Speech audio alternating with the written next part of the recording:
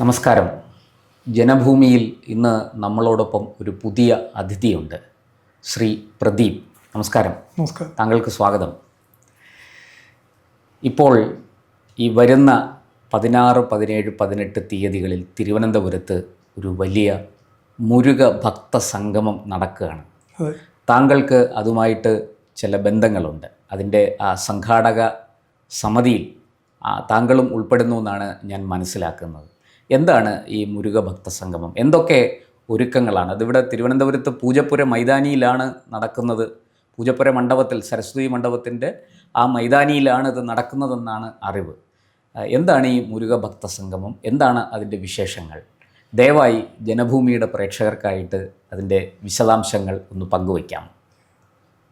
നമസ്കാരം. മുരുക ഭക്ത സംഗമം തിരുവനന്തപുരത്ത് നടക്കാൻ പോകുന്നത് പ്രധാനപ്പെട്ടതിൻ്റെ ഉദ്ദേശം ഹിന്ദു ഐക്യം, ഹിന്ദുക്കളെ സംഘടിപ്പിക്കുക.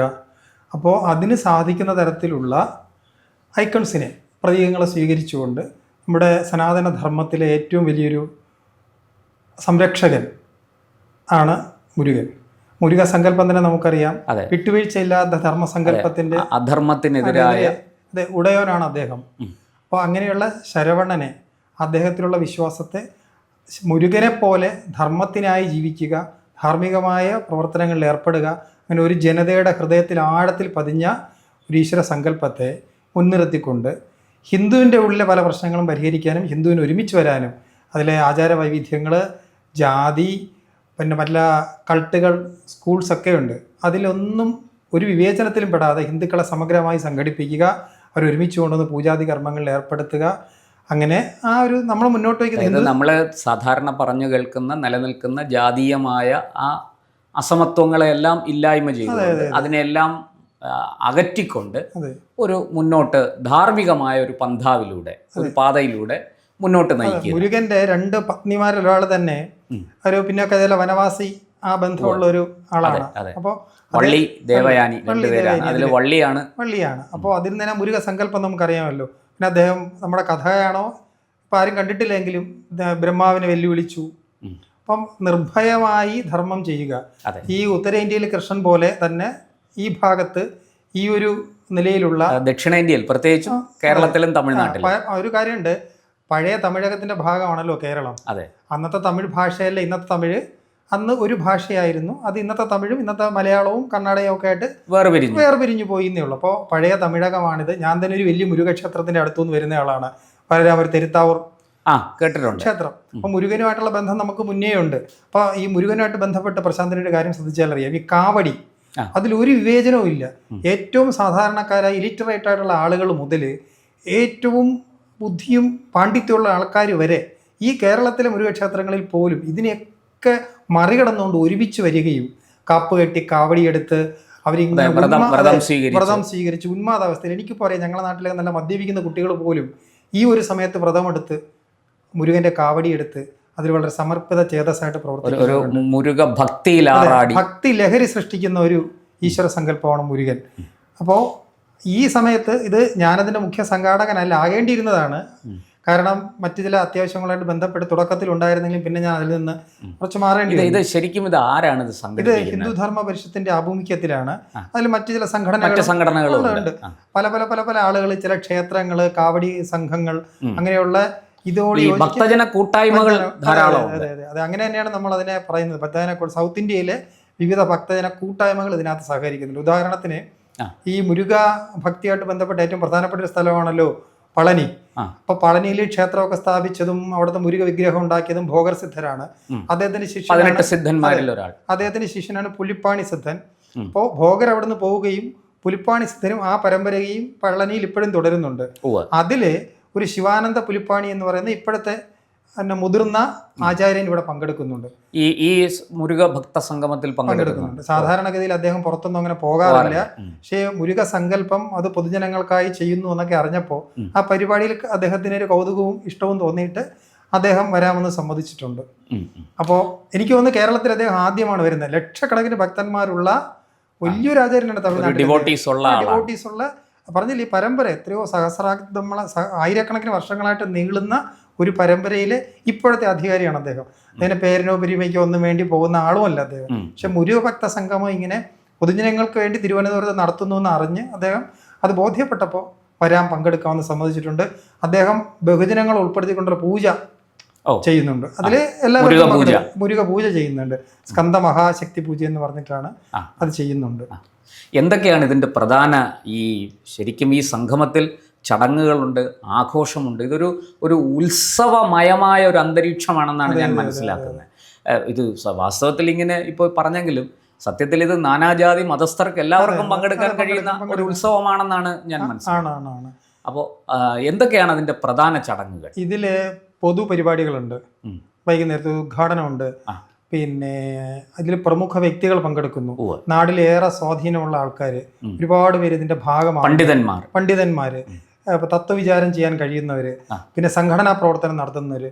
ഉദാഹരണത്തിന് വിശ്വ ഹിന്ദു പരിഷത്തിന്റെ ദേശീയ സംഘടനാ സെക്രട്ടറി ജി സ്ഥാണുമാലേൻജി ഇതിൽ പങ്കെടുക്കുന്നുണ്ട്. അദ്ദേഹം ഇവിടെ നമ്മുടെ ശരിക്കും പറഞ്ഞാൽ തിരുവനന്തപുരത്തിന്റെ തൊട്ട അയൽവക്കത്താണ് അദ്ദേഹത്തിന്റെ പാറശാലയ്ക്കടുത്താണ് അദ്ദേഹത്തിന്റെ സ്ഥലം. റവന്യൂ അടിസ്ഥാനത്തിൽ അദ്ദേഹം തമിഴ്നാട്ടിലാണ്, പക്ഷേ മലയാളവും തമിഴും ഒക്കെ കൈകാര്യം ചെയ്യുന്ന വളരെ സാത്വികനായ ഒരു അദ്ദേഹം പങ്കെടുക്കുന്നുണ്ട്.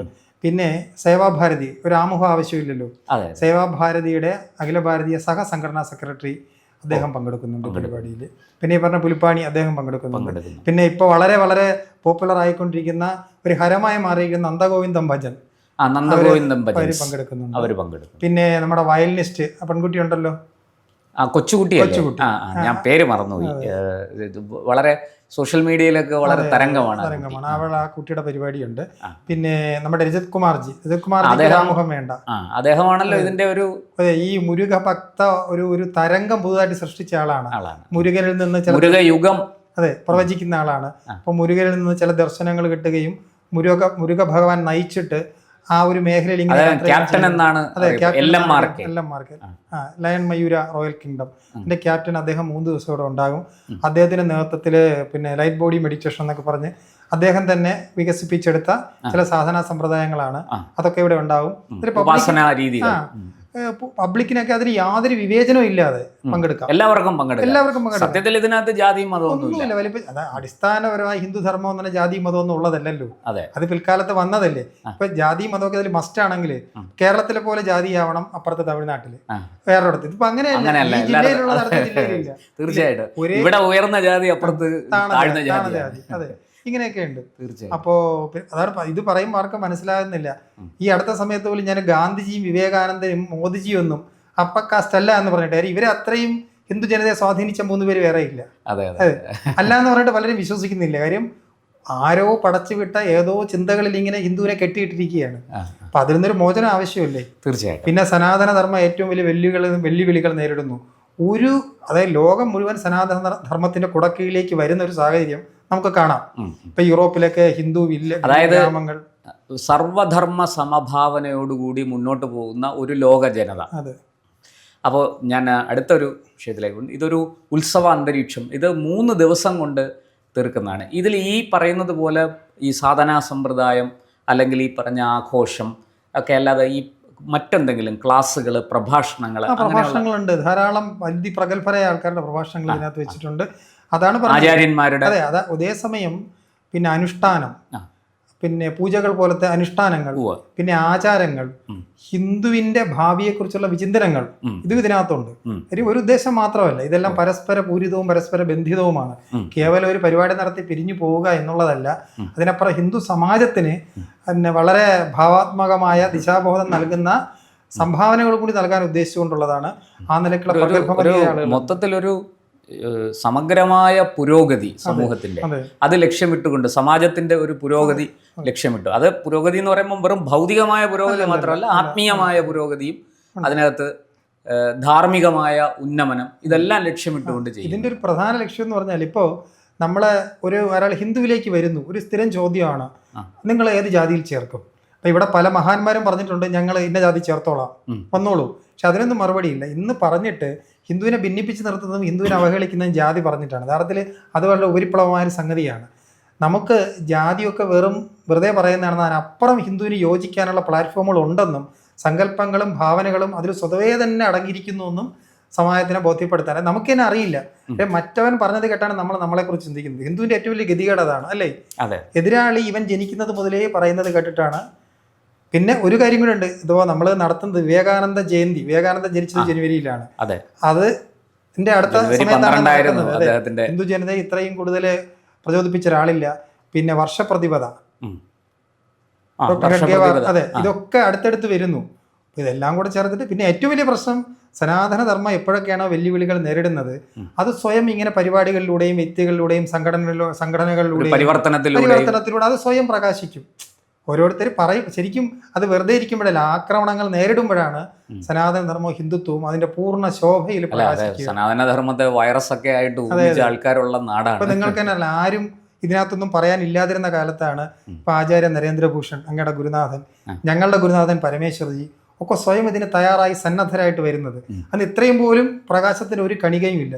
ബ്രിട്ടീഷ് ഭരണം ഇതൊരു അപമാനമാണ് ഹിന്ദുത്വം എന്ന് പറഞ്ഞ് നടക്കുന്ന സമയത്ത് അവരൊക്കെ അവരുടെ വലിയ കരിയറും ഒക്കെ ഉപേക്ഷിച്ചിട്ട് സമാജ സേവയ്ക്ക് വരുന്നത്. അപ്പൊ അതിന്റെയൊക്കെ ഒരു പ്രതിഫലനം ഓരോരുത്തർ ഇപ്പൊ ഇതിന്റെ മുഖ്യ സംഘാടനം തുടങ്ങിയ യാത്ര ഇങ്ങനെ ഓരോ വഴിയിലൂടെ പോയിക്കൊണ്ടിരിക്കുകയാണ്. ഇത് ഈ ധർമ്മം തന്നെ കൊണ്ടുപോവുകയാണ്. ഈ പരിപാടിയെക്കുറിച്ച് പറയുമ്പോൾ ഒരാളുടെ പേര് പറയാതിരിക്കാൻ പറ്റില്ല. ഈ തിരുവനന്തപുരത്തെ ഹിന്ദു സംഘടനകളിലെ ഹിന്ദു പ്രവർത്തകരിലെ ഉജ്ജ്വല സംഘാടകൻ ഗോപാൽജി, അദ്ദേഹത്തിന് 10-75 വയസ്സുണ്ട്. പക്ഷെ അതൊന്നും കൂസാതെ വെറുതെ ഇരിക്കാൻ എനിക്ക് മനസ്സില്ല, ഹിന്ദുവിൻ്റെ ഇടയിൽ ഇനി അനവധി കാര്യങ്ങൾ എനിക്ക് ചെയ്യാനുണ്ട് എന്ന് പറഞ്ഞ് ഇങ്ങനെ അദ്ദേഹം ഓരോരുത്തരെ ഇങ്ങനെ കൂട്ടിയോജിപ്പിക്കുന്നു, പ്ലാൻ ചെയ്യുന്നു, ഓരോന്ന് നടത്തുന്നു, ചാലകശക്തിയായി പ്രവർത്തിക്കുന്നു. അദ്ദേഹമാണ്. ഒരാളിനെ ഇതിനകത്ത് പറയാനുണ്ടെങ്കിൽ മുരുക ഭഗവാനെ കഴിഞ്ഞാൽ അടുത്ത ആള്.